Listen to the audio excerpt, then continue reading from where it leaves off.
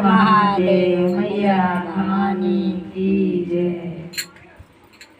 वो चूसा था पानी देखा ओकर देख ले दियो तुम्हारा बे ताली नहीं बजाओ तो बता दे अब नहीं ओके मत छुआ नहीं हो रंग ओड़ेला कासे ना करे हो रंग ओड़ेला कासे ना करे हो रंग उड़ेला कासे ना करिया हो रंग उड़ेला कासे ना करिया